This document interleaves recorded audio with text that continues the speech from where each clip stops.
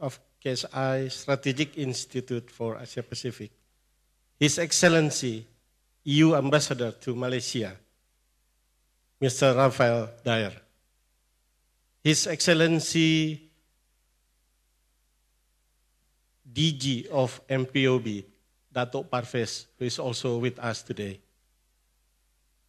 His Excellency Tan Sri Michael Yeo, President of KSI, His Excellency Tan Sri Rastam, Chairman of FDV Holding Berhad Limited,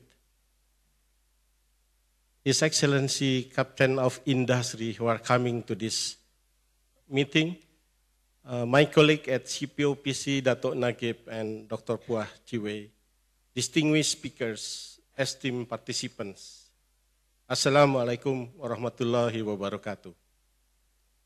May peace be upon us all. Very good morning, Excellencies, esteemed participants, ladies and gentlemen. On behalf of CPOPC, I'd like to express our sincere gratitude to KSI Asia Pacific for organizing this very important event. Together, collaboratively with CPOPC, ASEAN Economic Club, and Sabah State Government, as well as those who have supported our event today. I'd like also to join Tan Sri Majid in welcoming all of distinguished guests, prominent speakers, and esteemed participants.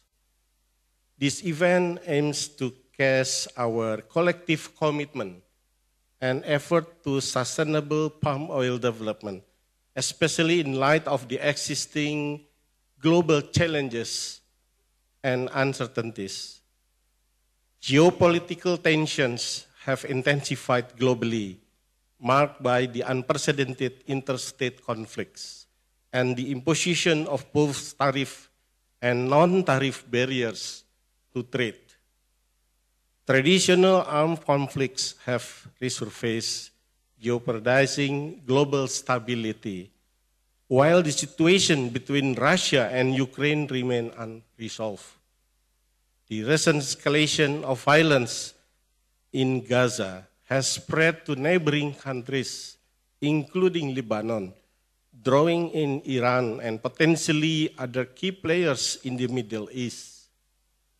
Meanwhile, tensions between North and South Korea have become increasingly concerning, and China leadership has reiterated its intention to reunify with Taiwan, prompting the US Congress to approve a military sales package valued more than $560 million.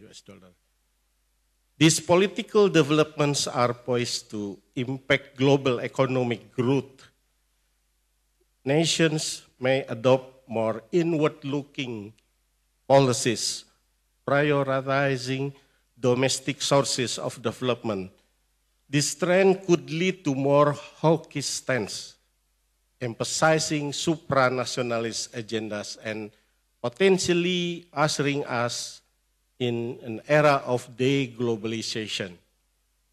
What do these developments mean for Indonesia, for Malaysia, and the palm oil industry at large?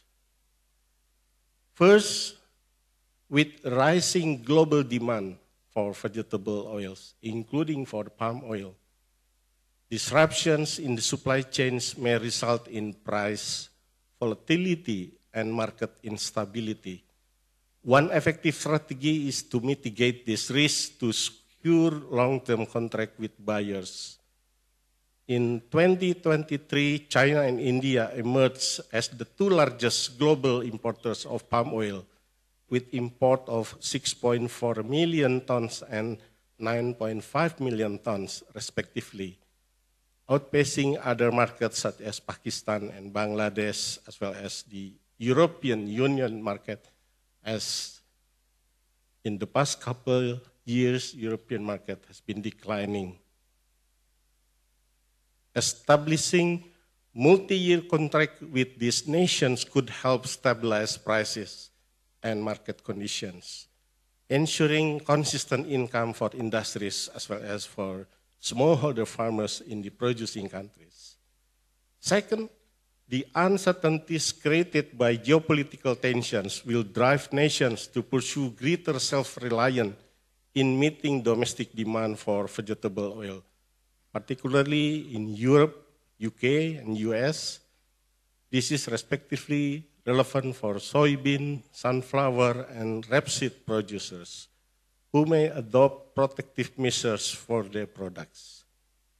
Legislative measures like UDR has been also spread to UK under the UK Forestry Commodities, as well as also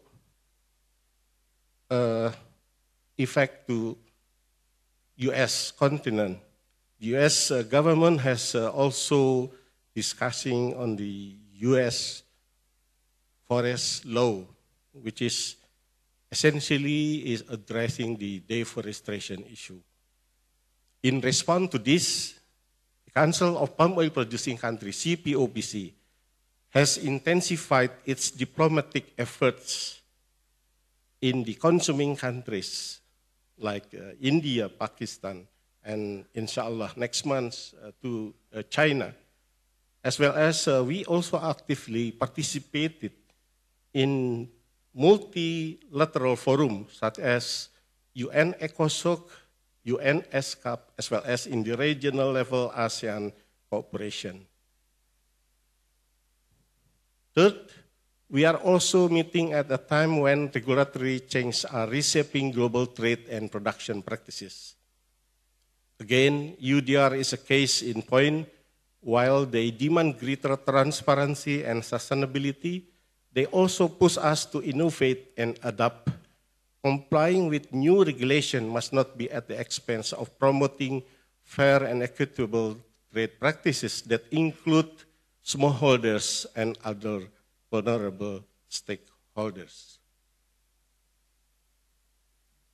Fourth, forging partnership is essential, not only with the palm oil producing countries, but also with the potential markets. So I'd like to echo what has been said by Tan Sri Majid earlier, need to collaborate together.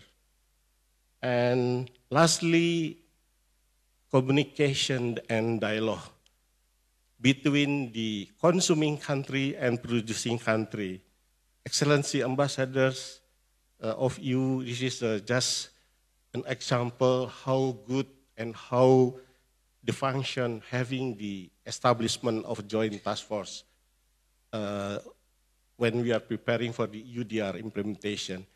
Because the UDR has been adopted without proper and sufficient consultation with the producing country, but it turned out after our ministers level, Deputy Prime Minister of Malaysia and the Coordinating Minister for Economic Affairs coming to have the joint mission to Brussels, and it was followed up with the establishment of the joint task force together with the European Commission, which is, I think, is a good example that if we can continue this kind of mechanism, dialogue, practices for the future regulation, because it's not only stop until the UDR, but I believe there is some more regulations in front of us, such as the forced labor issue, the human rights, and so on.